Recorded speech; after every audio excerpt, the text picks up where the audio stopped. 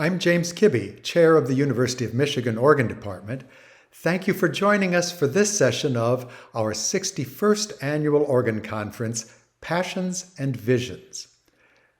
Dr. Marijim Thoene is Organist Director of Music at First Presbyterian Church in Ypsilanti and one of our alumni.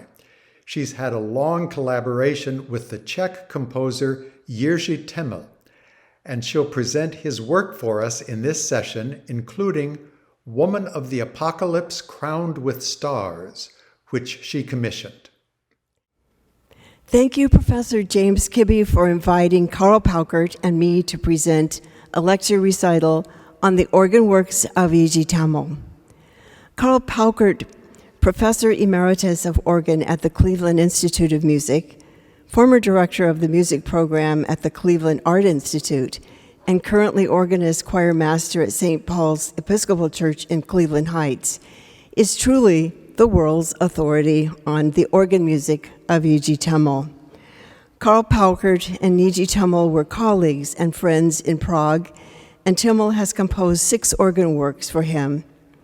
Unfortunately, Karl could not join me in presenting this lecture, but he has graciously translated Jiří Teml's biography via an article and shared his invaluable insights on interpreting Jiří's music.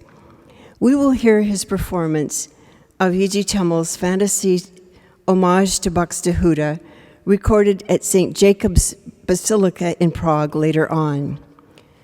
The first time I heard Jiří Teml's organ music was at the 52nd U of M Organ Conference in October of 2012, when Karl premiered Teml's 3 pieces for organ. It was truly love at first hearing. I'd never heard any organ music quite like this. First and foremost, it was dramatic, sizzling with energy, and evoking all sorts of visual imagery. Within this drama, one could detect a coherent structure much like J.S. Bach's that anchors and grounds his fantasies. The airy, soaring, modal motifs reminiscent of Johannelan, the pulsing, driving rhythms recalling Stravinsky, as well as the complex rhythms suggesting Messiaen. Like Messiaen, who expressed himself in his own musical language, Teml creates a musical language which is uniquely his own. Karl Paukert made all of these qualities apparent in his stunning performance of Teml's 3 pieces for organ for the Organ Conference in 2012.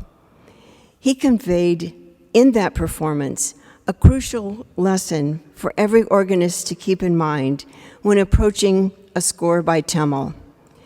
That while one of the goals is to communicate a sense of unfettered rhapsody, there can be great freedom within the beat. But the steady beat, must always underlie the composer's notations of rhapsodico, molto rubato, agitato, epico, vigoroso, and energico. Who is Jiří Teml? He is one of the world's greatest living composers and the most played and recorded composer in the Czech Republic, now called Czechia. You can ask him questions about his music, and if you're lucky, he will answer you. Teml was born in 1935 in Vimperk. Last year, he celebrated his 85th birthday and was honored by concerts given in Prague. One premiered his latest organ composition, the second biblical story, Noah. Articles were published in his honor, listing his oeuvre and describing his life. He does not speak English, and when I asked for photos and information through his marvelous interpreter, who happens to be a brilliant flutist Jana Jakovska, who has made several CDs of his work for flute and written her doctoral dissertation on his music. He sent me an article in Czech by Gabriel Kubatova, published in the journal Harmony. And he wrote on it, "My curriculum vitae." Karl Paukert translated it for me during many phone calls.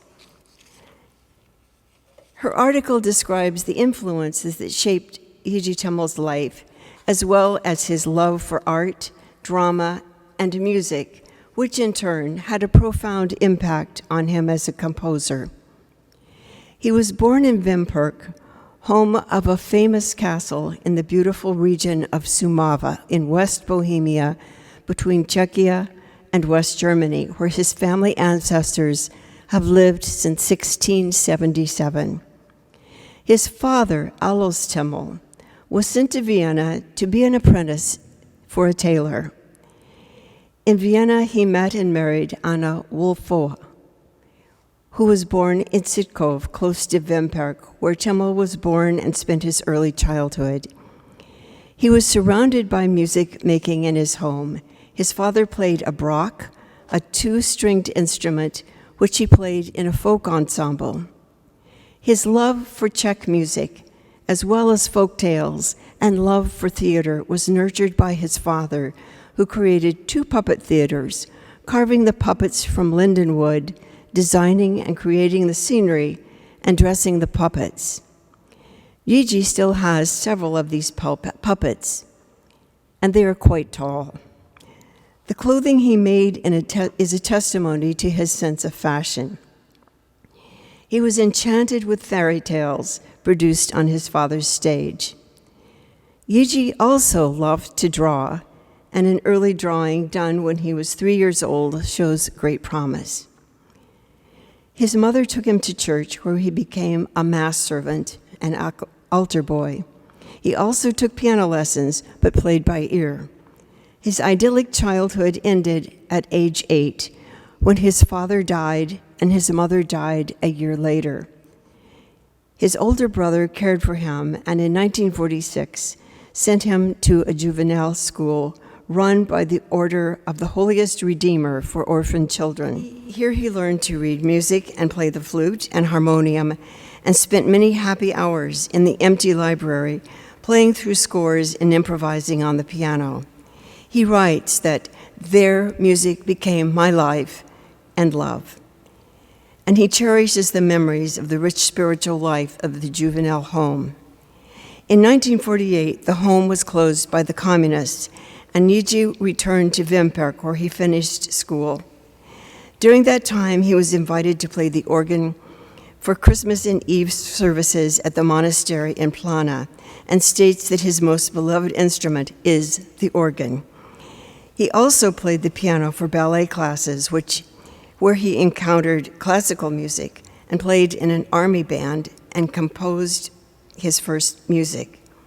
He had to choose between studying art, painting, and sculpture or music, which he loved, but the premature death of his parents did not allow it, and he chose to study economics. He received his music education privately from Bohumil Dusak while studying at the Higher School of Economics. In 1964 to 74, he studied composition with Jiří Teml. At the age of 41, he began working in the field of music full-time, when in 1976, he became the musical dramaturge and director of the music department at the Czechoslovak radio in Pilsen. In 1980, he was invited to join the staff as a producer of programs of classical music for the Prague radio, where he worked for 20 years. His retirement in 2000 marks the beginning of his most productive years for composition. While learning the craft of composition, he was also creating a personal art library where his understanding of the aesthetic ideals of painting grew in symbiosis with his compositional language. He began by collecting publications about the visual arts of impressionistic painters while studying Debussy and Ravel and attempting to imitate their daring harmonic progressions, even with similar instrumentation. This, he said, inspired me to see music in a new way, which I had appeared already when I attempted to deepen my understanding of jazz and popular music. The whole secret to my composition is to reach into non-traditional forms, like Marc Chagall, Jean Zarvai, Yiri Solomon, as well as Peter Strand. He also creates inspiration for his masquerade, a suite for flute and harpsichord, to the paintings of the Mardi Gras masquerade paintings of 1748 of Joseph Lerender in the theater in the castle of Krumlov. He was inspired by Michelangelo to write Homage to Michelangelo for organ and brass quintet and percussion for St. Paul's Church in Cleveland Heights, Ohio. He is also inspired by literature, apparent in his 6 solo harpsichord pieces based on Shakespearean texts, and the 3rd Symphony is entitled Kafka in 1998. He has collected and arranged over 200 folk songs and written operas for children, among them Puss in Boots. Biblical texts are a constant inspiration, especially after the Velvet Revolution in 1989, ending the communist rule in Czechia. David and Goliath for flute and organ, Christmas songs and carols for children's choir, chamber orchestra, and organ of 1991. His very beautiful sacred music, Ave, 1997, Credo Cycle for the Virgin for mixed choir, Laudator Jesu, 2000, and Missa Piccola in 2004. The latter is on YouTube and is very wonderful for any choir to sing. He received his first public recognition as a composer in 1972 for his Fantasia Appassionata for organ that won 3rd place in the Prague Spring Festival. His compositions for organ include 3 concertos and many solo works, as well as ensemble pieces. 6 have been written for Karl Paukert.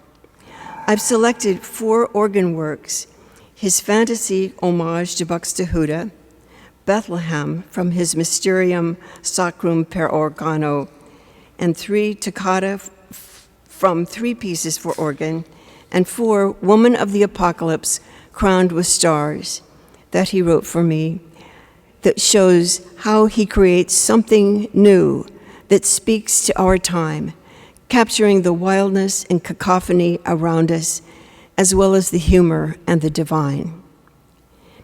In his Fantasy for organ, number 1, in writing this homage to Buxtehude, Teml follows a long tradition of composers paying homage to composers: Franz Liszt, Fantasia, and Fugue on BACH, Jean Langlay's Homage to Frescobaldi and Homage to Rameau, and Maurice Duruflé's Prelude and Fugue on the Name of a Land.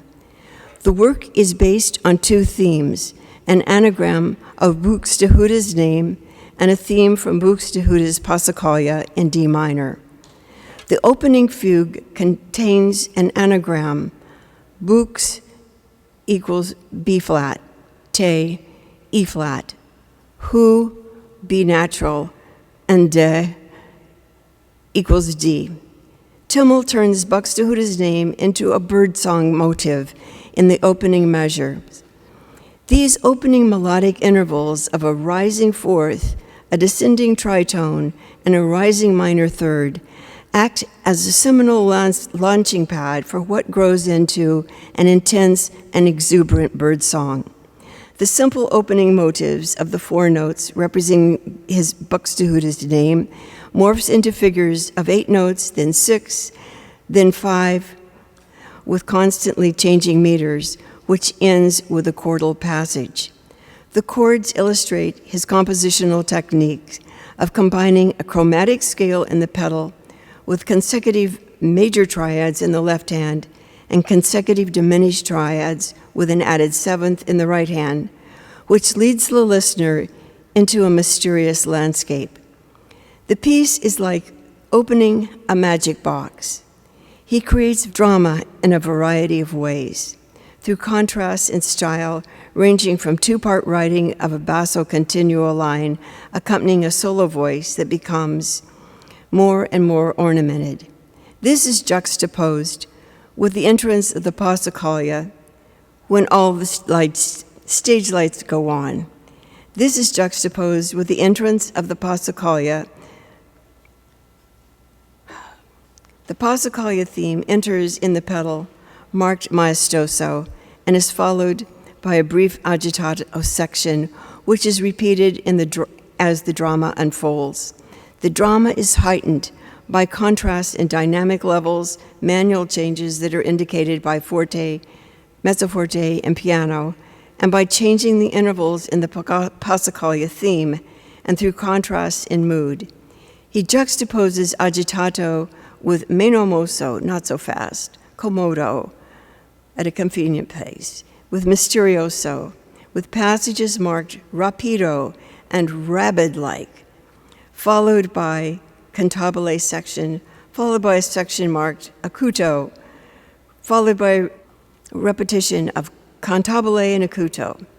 As the piece draws to a conclusion, it builds in intensity, with the pedal entering with a motive resembling the hammering of metal and ends with a quasi-cadenza, like a spool of thread that unwinds faster and faster.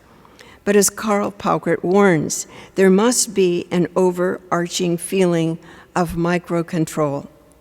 He advises that the pedal in the penultimate measure be played with all toes, and the right foot releases a little earlier than the left foot, and the heels slam down in the last measure.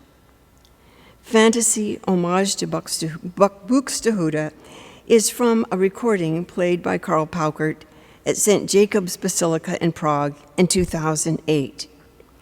The art I chose to accompany this music is by Peter Strand, a contemporary artist admired by Teml. These pictures represent patterns, repetition of patterns, and vibrant colors, qualities present in Teml's fantasy to Buxtehude.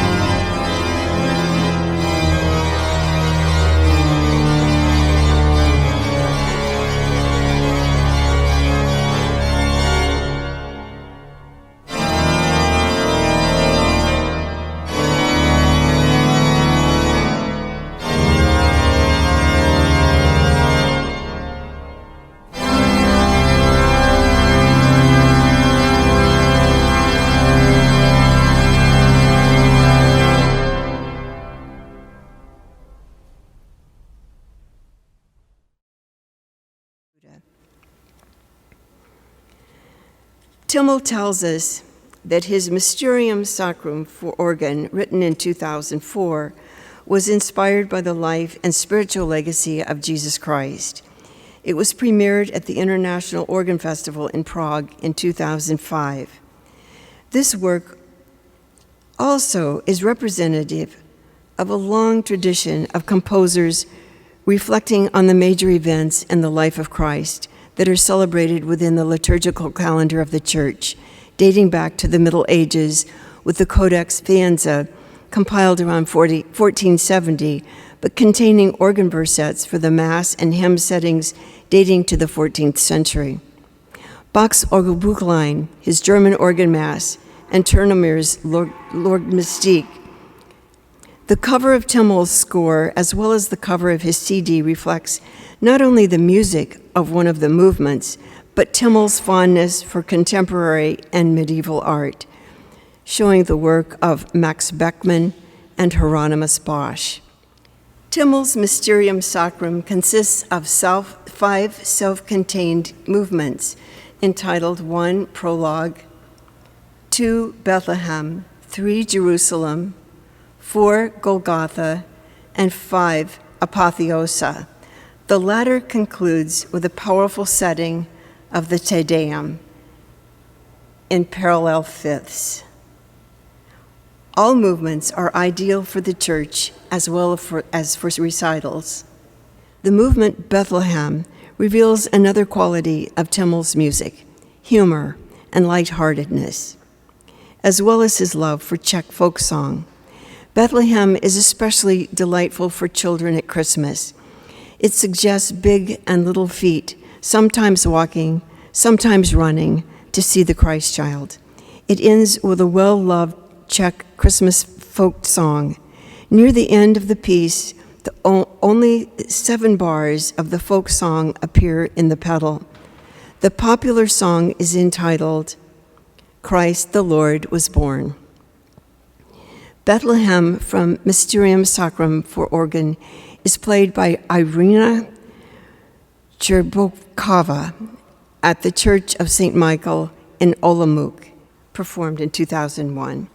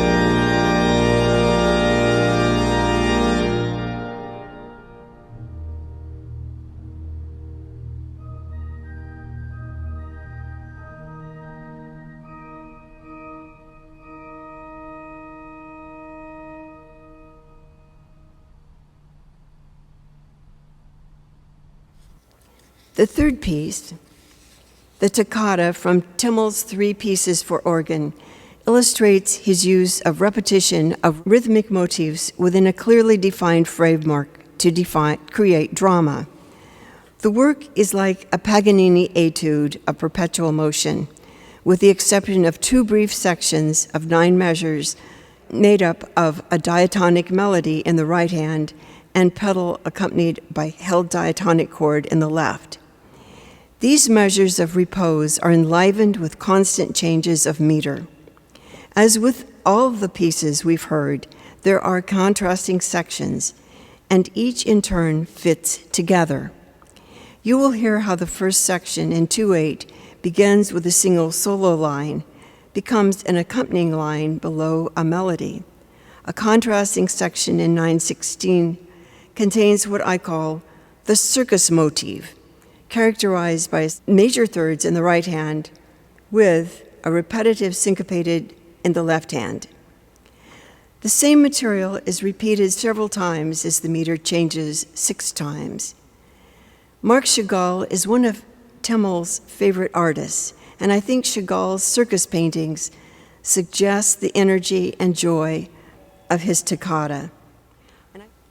The 3 pieces for organ were written for Carl Pauckert, which I mentioned earlier that he premiered at the 52nd U of M Organ Conference in 2012. I could not find a recording of this work, so I'm playing for you a private recording I made when I played it in recital at the Cathedral of St. John the Divine in New York in 2014.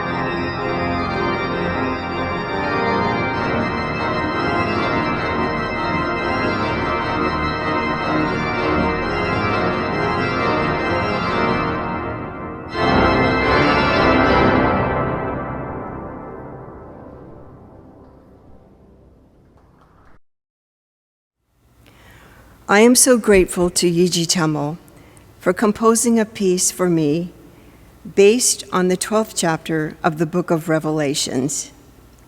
One of the wonderful features of this piece is that it is truly written for the hands. Jiří Teml, being a keyboard person, knows how to write for the hands. And one of the fun passages to play, I will play for you on the organ. And it's very dramatic and impressed my 13-year-old great nephew, who is also a pianist, and he was totally dazzled by it. And I think this is one of the great features of Teml, is that he makes it fun to play.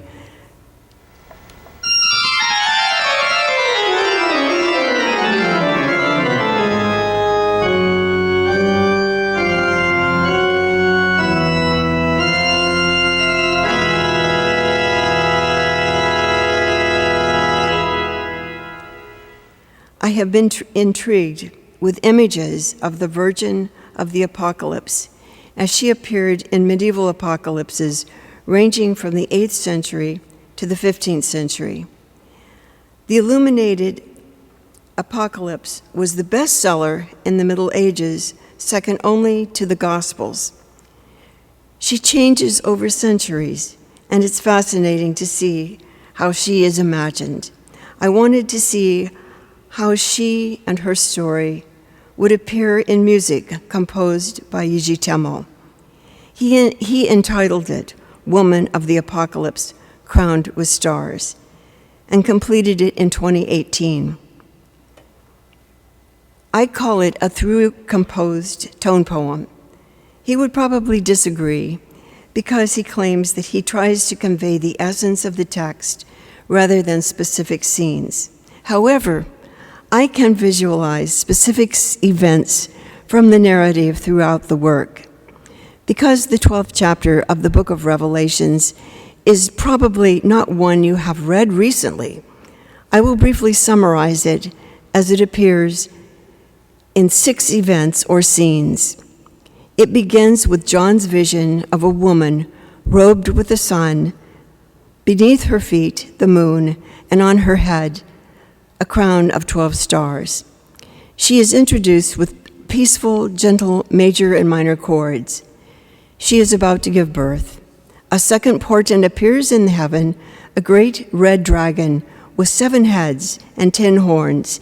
Each of the heads is crowned with a crown. The dragon is announced by both hands playing a descending chromatic scale, a tritone apart. The dragon lies at her feet, waiting for her to give birth so that he might devour the baby. The dark and treacherous thoughts of the dragon are expressed in a stormy landscape, which is briefly interrupted by a lyrical solo voice marked poco rubato.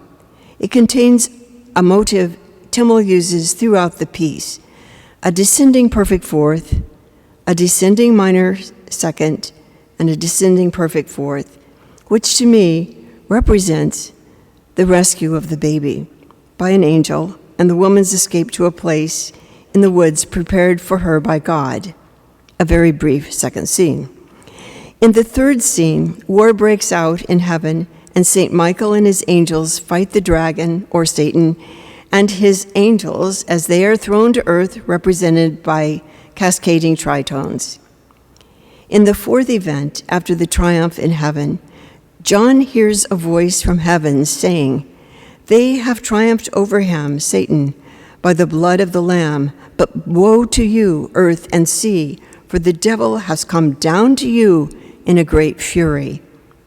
In the fifth scene, Satan goes in search of the woman, and when he finds her, he spews out a river to drown her, but the earth swallows it up, and she is given 2 great eagle wings to fly away.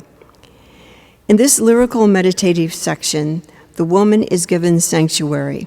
We hear rain falling and church bells represented by staccato notes in a repeating pattern, almost like a puppet moving across the stage. The dragon is furious with her and goes off to wage war on her offspring.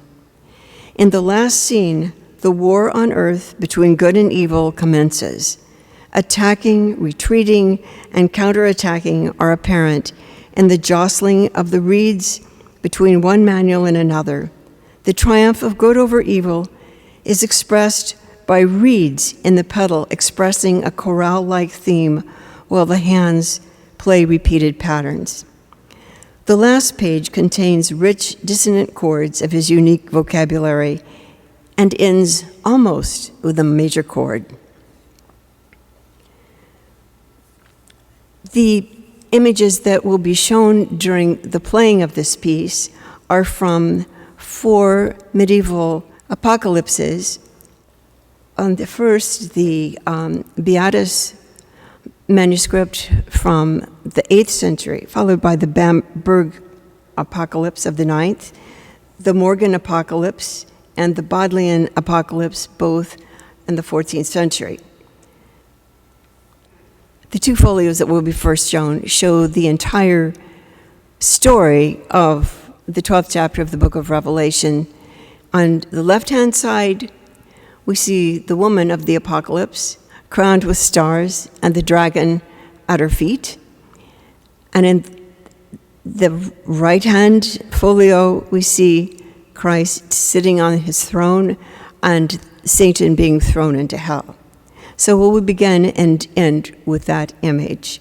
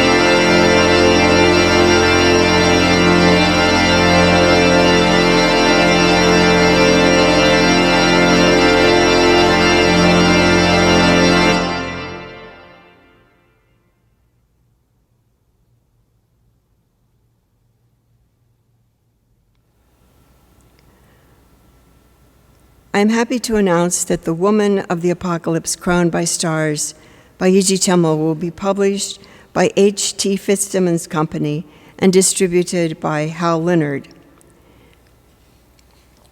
And I chose the cover of this music, which will be from the Getty Apocalypse. There are many people I want to thank who made this virtual lecture recital possible. Jonathan Hasse, the director of music at St. Francis, Jim Russo and Joe Moss, who recorded my playing, and Joe, who recorded my lecture and put everything together. Thank you.